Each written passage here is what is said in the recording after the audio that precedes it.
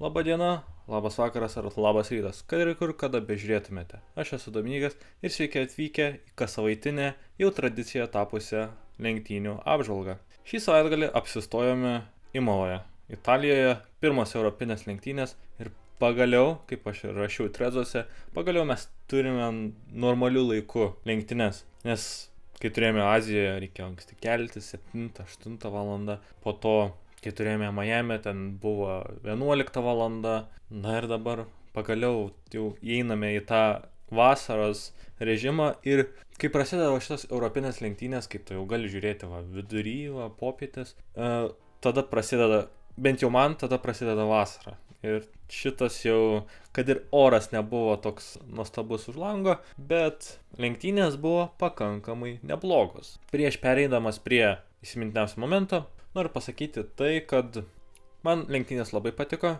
buvo visko, buvo lenkimų, buvo strategijos, buvo galbūt radijo žinučių mažiau, bet ir dramos buvo pakankamai neblogai. Nuo ko norėčiau pradėti, tai nuo starto. Pole pozicijoje pradėjo Oskaras Piastri, vakar užsitikrinęs ją, antras buvo Maxas Verstappenas, trečias George'as Russellas ir ketvirtas Lando Norrisas. Šitie 4 vyrukai pradėjo lenktynės gerai. Geriausiai iš jų pradėjo George'as Russellas, iš visų jų jis turėjo daugiausiai šansų būti lyderiu, bet kas atsitiko? Oskaras Piastri pradėjo, jis šiek tiek uždengė Maxą Verstappeną ir tada žiūri, kad labai greitai artėjo George'as Russellas. Ir jis taip užkirto kelią, kadangi ta Imolos trasa yra baisiai siaura, ypatingai dabartiniams automobiliams, uždengė kelią George'ui Russellui ir tada jis neturėjo kur dingti, dėl to ir buvo to radijo žinutė, kad ką Piastris daro. Jis tiesiog uždengė tą liniją, iš Russellui iš dešinės pravažiuoja Verstappenas ir kadangi Piastris pasirinko tokį ganėtinai ankstyvą stabdymo tašką, Maxas Verstappenas tikėjosi pravažiuoti iš pradžių George'ą Russellą ir tada žiūri, kad atsirado galimybė ir Piastri aplenkti ant to S posūkio. Jam idealiai užteko vietos ir jis taip kaip gyvatė pro šakas praslydo ir pasiėmė tą lyderio poziciją. Tai buvo labai meistriškai atliktas lenkimas, turbūt nulėmęs visą lenktynių eigą. Tai tada po starto turėjome Verstappeną, Piastrį, Russellą, sekė Lando Norrisas, visi kiti startavo maždaug savose pozicijose. Dabar galime pereiti prie mano įsimintiniausio momento. Tai buvo strategijos. Kaip ir Bahreine, taip ir čia man labai patiko ta įvairovė. Iš pradžių, kaip ir tose grafikose Formulės 1 TV buvo vaizduojama, kad tai yra vieno sustojimo strategija, tada Russellas pasilenknevęs su Norrisu sako, kad čia be šansų, čia tuoj reikės nerti į boksus ir ką padarė Leclerc'as, ką padarė po to ir tas pats Russellas ir galvoja, kad čia 2 sustojimų strategija. Tada įsivažiuoja, Oskaras nėrė į boksus ganėtinai anksti, turėjo daug to srauto iš kitų lenktynininkų ir ką pamatė komandos kaip Red Bull ir McLaren su Lando Norrisu, kad tu kol aplenki, nes realiai Imoloje tu gali aplenkti tik viename posūkyje, kol tu aplenki kitą lenktynininką, tu prarandi labai daug laiko ir galiausiai tiesiog apsimoko išlikti, šiek tiek važiuoti konservatyviau ir išlikti ant to švaraus oro, ką padarė Verstappenas ir ką padarė Lando Norrisas.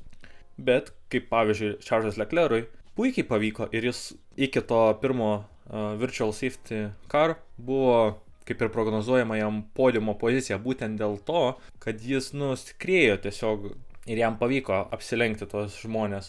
Ir tada ateina tas virtualus saugos automobilis su Esteban Oconu, kur jis į pašonę jam tam, jeigu neklystu, variklio gedimas įvyko, jis ten pasiliko ir teko iškelti FIA tą virtualų saugos automobilį. Tada Leclerc'ui viskas sumaišė, visas kortas, Piastriui taip pat, ten kai kurie liko, kai kurie neliko, kurie išliko labai ilgai, Verstappenas, Norrisas, Albonas, Hadže, Hamiltonas, šitie 5 vyrukai, jiems labai pasisekė su to saugos automobiliu. Na ir tada ten kai kurie atliko sustojimus, kai kurie neatliko ir vėl jis šiek tiek Leclerc'ui labai sumaišė kortas, bet Piastris sugebėjo ten apsilenkti ir sugrįžti maždaug ten į ties 5 poziciją. Na ir tada atėjo tas antrasis saugos automobilis jau pilnas, kas reiškia, kad virtualus saugos automobilis gali pasibaigtų bet kada ir tu šiose lenktynėse tu ant kiekvieno sustojimo tu prarasdavai 28 sekundės, ant virtualaus saugos automobilio tu prarandi 17 sekundžių, o ant pilno saugos automobilio tu prarandi apie 12-10 sekundžių. Vėl praktiškai visi nėrė į boksus. Ir galiausiai ką gavome, tai Verstappenas buvo pirmas, Piastris antras su labai senomis padangomis, Norrisas trečias su šviežiamis padangomis, tada Leclerc'as su irgi labai senomis padangomis, Albonas su šviežiamis kietomis padangomis, tada, jeigu neklystu, buvo Russellas su senomis padangomis, tada Hamiltonas su naujomis. Tai va man šita strategijų visuma, kad ties kiekvienu žingsniu, ties 5-10 ratų komandos turėjo prisitaikyti, mąstyti, kaip kur pasielgti ir kai kurios išlošė labai, kaip pavyzdžiui Ferrari, kai kurios gal nelabai išlošė, kaip McLaren, bet visą šitą visumą man labai patiko stebėti. Perinam prie lentelės, tai pirmas buvo Maxas Verstappenas, nugalėjo, puikios lenktynės, puikus jo pasirodymas, antra pergalė šiame sezone, abi pergalės yra tokios, kur ir čia buvo kur užlaikyti tiesiog McLarenai, jie pešasi tarpusavį ir Maxas tiesiog komfortiškai laimi. Tas lenkimas, jisai buvo velniškai geras. Turbūt, kad nulėmė visą lenktynių eigą, nesvarbu, kad ten buvo vienas virtualus ir vienas pilnas saugos automobilis. Vis tiek, tos lenktynės buvo nulemtos tame antrame posūkyje. Ir ką mes pastebime šiame sezone, kad kvalifikacija žymiai daugiau lemia negu praeitais metais. Labai sunku lenkti, tas nešvarus oras, pavadinkim taip, labai daug lemia, labai sunku lenkti. Realiai šitose lenktynėse buvo tik vienas tas antras posūkis, tas S posūkis, kuriame įvyko 99% lenkimų, ten gal vienas kitas įvyko kitur. Ir tai tik tais dėl to, kad kažkas padarė klaidą. Tai čia manau, kad startas ir kvalifikacija šiemet velniškai daug lemia. Tai ką padarė Maxas Verstappenas, puikiai startavo ir absoliučiai šaltai kontroliavo visas lenktynes, jokių šansų nei Norrisui, nei Piastriui, nei visiems kitiems. Ir ten iki pilno saugos automobilio ten buvo net 30 sekundžių, tai ten užtikrintai, šaltai ir toliau kopė savo čempiono titulo medžioklę. Antras buvo Lando Norrisas, kvalifikacijoje jisai ketvirtas ir vėl pamatome tą, kad Verstappenas su Piastriu atitrūksta, kol jam pavyksta aplenkti Russellą ir pasidaro atotrūkis. Jam reikia patobulinti kvalifikacijos formą, nes su tokia kvalifikacijos forma ir kaip sakiau, kad ji realiai reiškia labai daug. Jisai turi tai patobulinti, jeigu nori kažkokiu šansu turėti šį sezoną laimėti titulą. Ir kitas dalykas, jo startai ir jo lenkimai. Daug delsimo, daug tokio pergalvojimo, permąstymo. Kartais norėtųsi, kad jis parizikuok, nes tą turi Verstappenas, tą turi Piastri, tą tokį naglumą ir tą tokį arba tu man duok vietos, arba mes einam kartu į bortus. Tokio grubumo ir akiplėšiškumo turi, ko neturi Norrisas ir jam labai trūksta. Ir, finišuoja antras, dar vienas lenktynės iš eilės, bet kas iš to, jeigu tavo oponentai vienas tave vejasi, kitas nuo tavęs vėl atitrūksta. Tai trečias Piastris, McLaren's manau, padarė klaidą su strategija, jį labai anksti pakviesdami į boksus, bet viskas nulėmė, kad pralaimėjo tą dvikovą Verstappenui pačioje pradžioje ir strategija. Nusileido labai daug pozicijų, jam teko aplenkti labai daug vietų, ko pasakoje jis turėjo išnaudoti labai daug savo padangų ir galiausiai negalėjo ten pasipriešinti tiems pagrindiniams lenktynininkams. Ketvirtas Lewisas Hamiltonas ir šeštas Charles Leclerc'as aš jūs aptarsiu bendrai.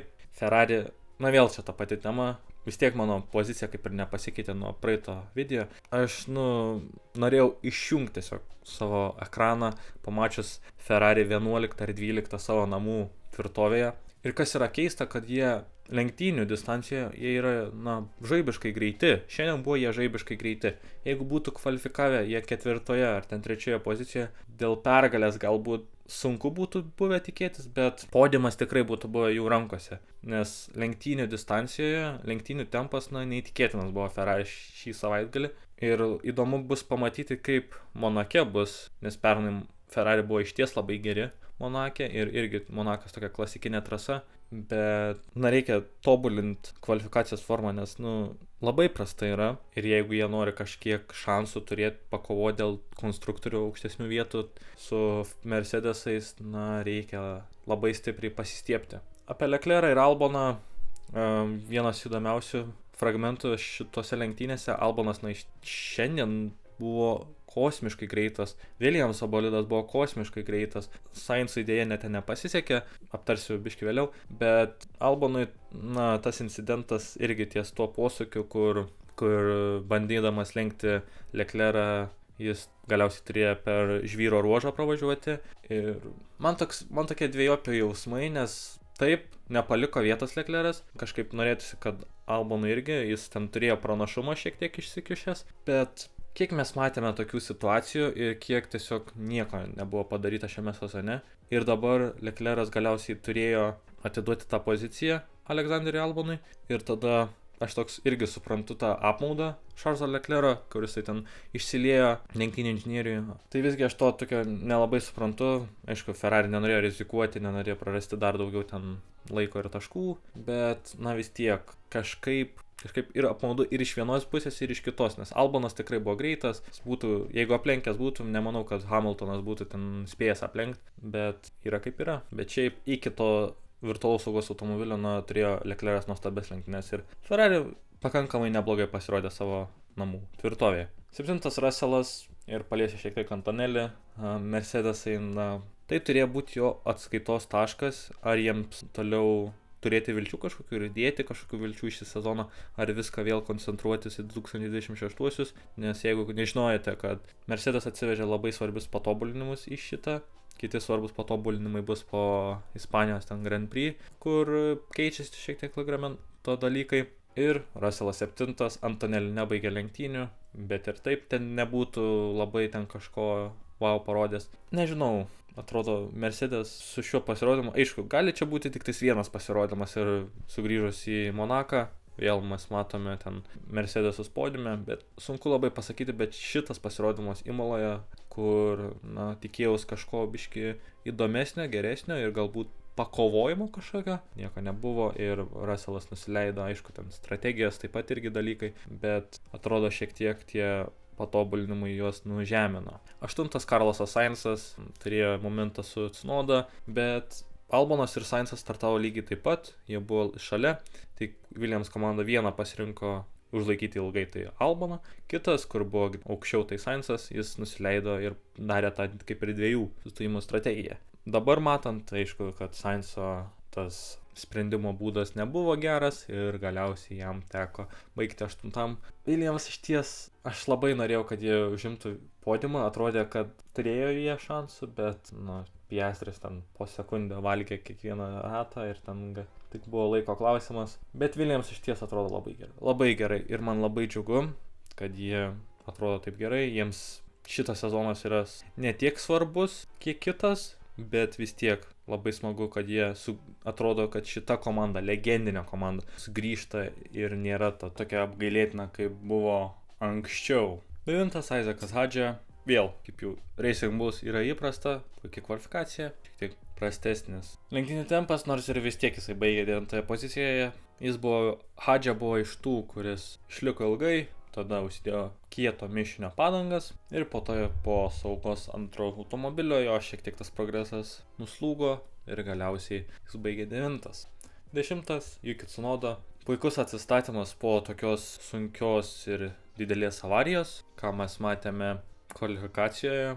Pradėjo nuo 20 pozicijos, automobilis buvo nuo 0 atkonstruotas pačiam Yuki Tsunodai, bet ir mechanikams ir visiems kitiems buvo labai smagu, kad jis atsistatė ir vis tiek sugebėjo iššokti į tos taškus. Tai smagu dėl Yuki Tsunodos ir jis, atrodo palyginus visai neprastai. Nežinau, ar jam užteks tokių rezultatų išlikti toje antroje Red Bull kėdėje, bet kitas dalykas, aš nelabai matau, kas galėtų jį pakeisti tiek tarp sezonio, tiek dabar ir kad jis išliks iki pat sezono galo, tai čia yra garantas, manau, iš šitos, nes niekas kitas taip gerai nepasirodys. Tarp sezonio kitu atveju taip pat turbūt nėra geresnio varianto ir jis gaus dar antrą šansą Red Bull ekipoje kitais metais prie kitokio automobilio, galbūt jam parankesnio, nors ir jau nebebus partnerystė su Honda, bet tiesiog aš nematau, kas galėtų jį pakeisti ir kas galėtų būti geresnis. Žinome, Maxas Verstappenas yra dievas ir jis, nėra pralenkiamas, bet Tsunoda, žinant tai, kad visos komandos yra labai arti, ir kad Red Bull automobilis, sunku įvaldyti ir jis yra, realiai kai kada labai geras, kai kada niekinis ir žinant tai, kad jis šiandien turėjo atsistatyti nuo paskutinės pozicijos, tai Red Bull pakankamai džiaugiasi. Na kągi, pereinam prie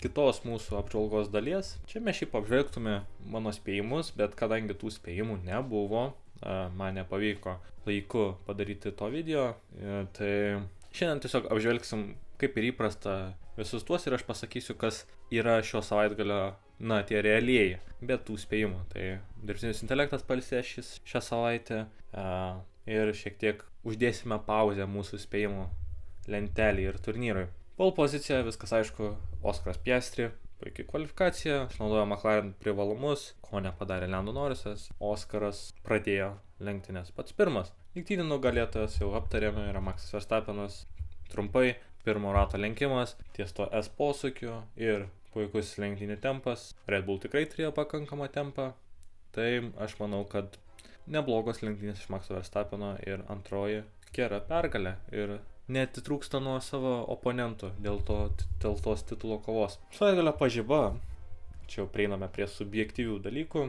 Aš manau, kad yra Alexanderis Albonas antrą savaitgalį iš eilės. Jau kažkaip neturėtų stebinti tokie geri Williams rezultatai, bet vis tiek stebina, kai tu žinai, kad Albonas realiai buvo labai arti podiumo pozicijos.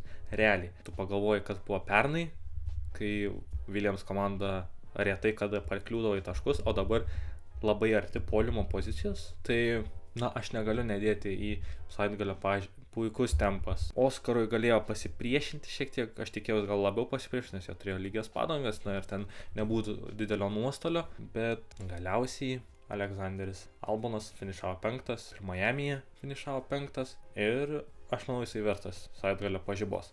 Savaitgalio komanda, aš manau, yra Williams. Vėl tęsia tą savo puikią formą, atrodo puikiai, Sainzas atrodo gerai, šiek tiek nepasisekė galbūt, Albonas atrodo gerai, automobilis atrodo gerai, nors jie nieko neatsivežė naujo, kiti atsivežė, Aston Martin atsivežė ten velniškai daug ir aišku, pasirodė jų rezultatas kvalifikacijoje, bet tada viskas subliuško tiesiog lenktynėse, Alonso 11, Strollas 15, Williams nieko neatsivežė, manos kaip ir Alpine nieko neatsivežė, tai tiesiog džiugina tokie rezultatai. Man labai, vėl aš kartojuosi galbūt, bet man labai smagu matyti tokius Williams atrodančius. Savaitgalio dugnas, pagal mane, yra Kimi Antonelli.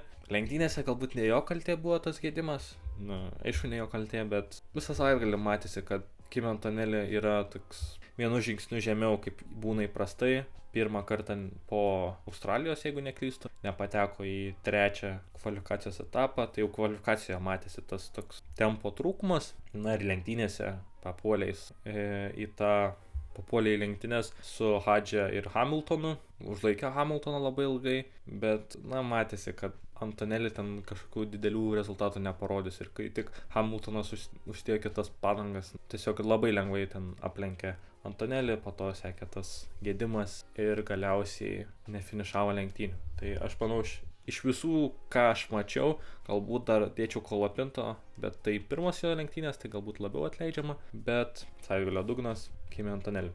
Dugninė komanda, aš manau, Mercedes yra. Tikėjau šiek tiek daugiau šių patobulinimų, nes tiek pernai, tiek šiemet jų patobulinimai buvo pakankamai geri ir atsiveždavo kažką naudingo šį savaitgalį. Galbūt tiesiog trasa netiko, bet buvo šiek tiek užhypinta ir tada tas vadinamas hypas nutrūko labai greitai. Russellas 7, čia Mercedes tiesiog nesudirbo su strategija, bet šitie visi dalykai susideda ir rezultatas labai prastas šį savaitgalį iš Mercedes komandos. Kągi, ačiū, kad žiūrėjote, ačiū, kad klausėte šitų mano kassavaitinių paistalų po lenktyninių. Pasistengsiu jau šią savaitę padaryti tą spėjimų video, bet kadangi mano grafikas yra šiek tiek perpildytas, aš vis dar esu mokinys ir vis dar mokausi ir ruošiuosi egzaminam, tai kurie labai greitai, tai to laiko lieka vis mažiau, bet žiūrėsiu, ką padarysiu, sekite mane Instagrame, ten ne tik įkeliu naujienas ir toliau, bet ir pasakau apie ką kursiu, kas bus toliau ir galite sudalyvauti balsavimuose, užduoti klausimus, tai labai pravartu, jeigu jums patinka šis turinys, pasiekti mane Instagrame, uždėkite prenumeratą šitam kanalui ir kągi, susitiksime arba trečiadienį, arba jeigu nepavyks, kitą savaitgalį vėl po Monako Grand Prix, kuris taip pat bus labai svarbus. Iki greito.